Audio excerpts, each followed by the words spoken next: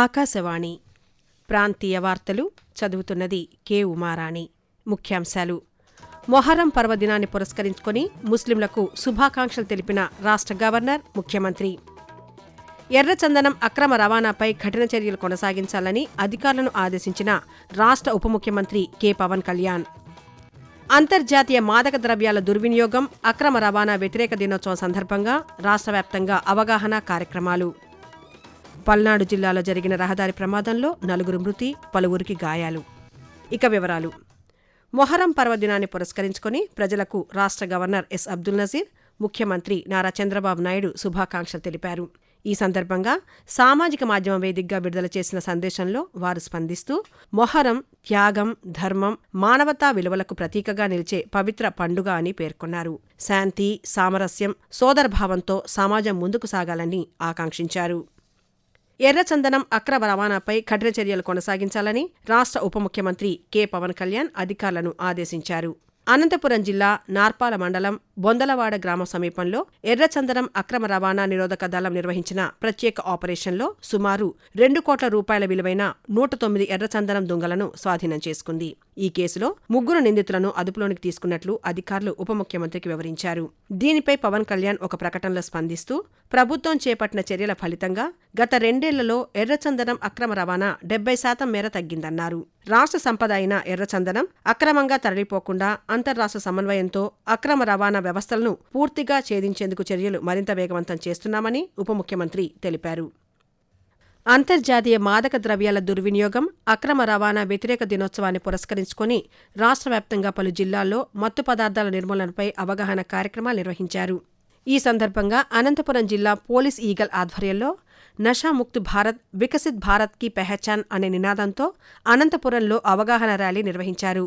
ఇక విజయవాడలోని తుమ్మలపల్లి కళాక్షేత్రంలో నిర్వహించిన రాష్ట్ర స్థాయి కార్యక్రమంలో హోంమంత్రి మాట్లాడుతూ, ఏం చేసినా కూడా ఈరోజు క్రైమే. నువ్వు ఏ స్థాయిలో ఉన్నావని అనవసరం. డ్రగ్స్ లో కనుక దొరికితే స్ట్రైట్ అవే 6 నెలలు పైబడి జైల్లోనే ఉండే పరిస్థితి ఈ రోజుల్లోని.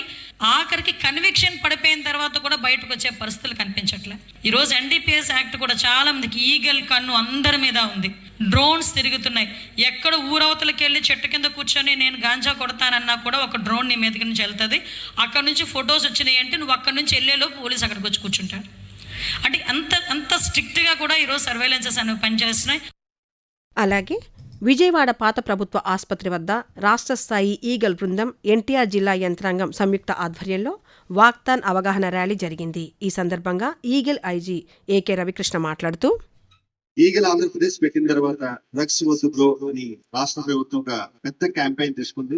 రాష్ట్రంలో సుమారుగా 70 లక్షల మంది విద్యార్థులు 40,000 ఈగల్ క్లబ్స్ పెట్టడం జరిగింది. ఈ కార్యక్రమాలన్నింటికీ సహకరిస్తున్న ప్రజలకి, అదేవిధంగా ఇటీవల కాలంలో ఆపరేషన్ వజ్రప్రధాన్ సుమారుగా 749 హాట్ స్పాట్స్ గుర్తించి డ్రోన్ సర్వేలెన్స్ ద్వారా, విస్తృతమైన తనిఖీల ద్వారా ఇక్కడ కూడా డ్రగ్స్ తగ్గించడం జరిగింది. ప్రత్యేకంగా ఈగల్ ఆంధ్రప్రదేశ్ కి సహకరిస్తున్న అన్ని శాఖలకు కూడా ధన్యవాదాలు తెలుపుకుంటున్నాం. మాదక ద్రవ్యరహిత సమాజ నిర్మాణంలో ప్రతి ఒక్కరూ భాగస్వాములు కావాలని రాష్ట్ర సాంఘిక సంక్షేమ శాఖ మంత్రి డోలా శ్రీ బాలవీరాంజనేయ స్వామి కోరారు. నషాముక్త్ భారత్ అభియాన్ కార్యక్రమంలో భాగంగా ప్రకాశం జిల్లా ఒంగోలులో నిర్వహించిన వాక్థాన్లో జిల్లా కలెక్టర్ పి రాజాబాబుతో కలిసి మంత్రి ఈరోజు పాల్గొన్నారు.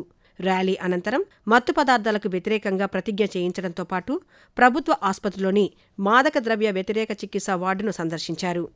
యువతలో మత్తు పదార్థాల దుష్పరిణామాలపై విస్తృత అవగాహన కార్యక్రమాలు నిర్వహిస్తున్నామని ఈ సందర్భంగా జిల్లా కలెక్టర్ తెలియజేస్తూ, ఈరోజు నషాముక్త్ భారత్ అభియాన్ కింద ప్రజల్లో మత్తు పదార్థాల వల్ల జరుగుతున్నటువంటి నష్టాలని తెలియజేసే విధంగా ఈరోజు ఒక కార్యక్రమం చేపట్టడం జరిగింది. ప్రజలందరూ కూడా ఈ మత్తు పానీయాల వల్ల జరుగుతున్నటువంటి అనర్థాల గురించి అందరికీ కూడా ఒక అవగాహన ఉండాలి. సో ప్రతి కుటుంబం కూడా ఒక సెల్ఫ్ పోలీసింగ్ గా ఉండాలి. ఏమి జరుగుతున్నప్పుడు కూడా వారే అరికట్టేలాగా పోలీస్కి ఇన్ఫార్మ్ చేయడం కానీ, లేదంటే పిల్లలకు కౌన్సిలింగ్ చేయడం కానీ, పిల్లల్ని మందలించడం కానీ, ఇవన్నీ కూడా చేయాలని ఈ సందర్భంగా తెలియజేసుకుంటూ సెలవు తీసుకుంటాం. ఆకాశవాణి ప్రాంతీయ వార్తలు వింటున్నారు. పల్నాడు జిల్లాలో ఈరోజు జరిగిన రహదారి ప్రమాదంలో 4 మృతి చెందారు. మాచర్ల సమీపంలోని నగరవనం వద్ద ఈ తెల్లవారుజామున హైదరాబాద్ నుంచి పొదలి వెళ్తున్న వాహనం వేగంగా వచ్చి రోడ్డుపై ఆగి ఉన్న లారీని బలంగా ఢీకొట్టడంతో ఈ ప్రమాదం జరిగిందని అధికారులు తెలిపారు. వాహనంలో మొత్తం 13 మంది ప్రయాణిస్తుండగా 4 అక్కడికక్కడే ప్రాణాలు కోల్పోయారని, పలువురు గాయపడ్డారని చెప్పారు. క్షతగాత్రులను సమీప ఆసుపత్రికి తరలించి చికిత్స అందిస్తున్నామని తెలిపారు. రాష్ట్ర ప్రభుత్వం ప్రవేశపెట్టిన ఆంధ్రప్రదేశ్ వ్యవసాయ సమాచార నిర్వహణ వ్యవస్థ ఏపీఐఎంఎస్ 2.0 విధానం ద్వారా రైతులకు రాయితీ ఎరువుల పంపిణీ పారదర్శకంగా జరుగుతోందని వ్యవసాయ శాఖ మంత్రి కింజరాపు అచ్చెన్నాయుడు ఈరోజు ఒక ప్రకటనలో తెలిపారు. రైతులు సాగు చేస్తున్న పంట, సాగు విస్తీర్ణం, ఆచార్య ఎన్జీ రంగ వ్యవసాయ విశ్వవిద్యాలయం శాస్త్రీయ సిఫార్సుల ఆధారంగా అవసరమైన పరిమాణంలో ఎరువులు అందిస్తున్నామని చెప్పారు. రాష్ట్రంలో ఎక్కడా ఎరువుల కొరత తలెత్తకుండా రైతులకు సకాలంలో ఎరువులు అందేలా చర్యలు తీసుకుంటున్నామని చెప్పారు. ఎరువుల కొరత, నాణ్యత, అధిక ధరలు లేదా పంపిణీకి సంబంధించిన సమస్యలు ఎదురైతే రైతులు టోల్ ఫ్రీ నెంబర్ 155251కి ఫిర్యాదు చేయవచ్చునని మంత్రి సూచించారు. నెల్లూరు నగరంలోని స్వర్ణాల చెరువు వద్ద రొట్టెల పండుగ ఈరోజు ప్రారంభమైంది. 5 రోజుల పాటు జరిగే ఈ ఉత్సవంలో రాష్ట్రంలోని వివిధ జిల్లాలతో పాటు ఇతర రాష్ట్రాల నుంచి పెద్ద సంఖ్యలో భక్తులు పాల్గొంటున్నారు. భక్తులు బారా షాహిద్ దర్గాను దర్శించుకొని అనంతరం స్వర్ణాల చెరువులో రొట్టెలను పరస్పరం ఇచ్చిపుచ్చుకుంటున్నారు. రొట్టెల పండుగలో పురపాలక శాఖ మంత్రి పొంగూరు నారాయణ, ఒంగోలు పార్లమెంట్ సభ్యులు మాగుంట శ్రీనివాసులరెడ్డితో కలిసి ఈరోజు పాల్గొన్నారు. అనంతరం మంత్రి నారాయణ మాట్లాడుతూ శ్రీ పొట్టి శ్రీరాములు నెల్లూరు జిల్లాలోని బారా షాహిద్, కసుమూరులోని దర్గాలను పర్యాటక కేంద్రాలుగా అభివృద్ధి చేస్తామని తెలిపారు. రొట్టెల పండుగకు వచ్చే భక్తులకు ఎలాంటి అసౌకర్యం కలగకుండా విస్తృతంగా ఏర్పాట్లు చేశామన్నారు. అమృత్ 2.0 పథకం కింద తూర్పుగోదావరి జిల్లా రాజమహేంద్రవరం నగరంలో చేపట్టిన పలు అభివృద్ధి పనులకు రాజమహేంద్రవరం పార్లమెంట్ సభ్యురాలు దగ్గుపాటి పురంధేశ్వరి ఈరోజు శంకుస్థాపన చేశారు.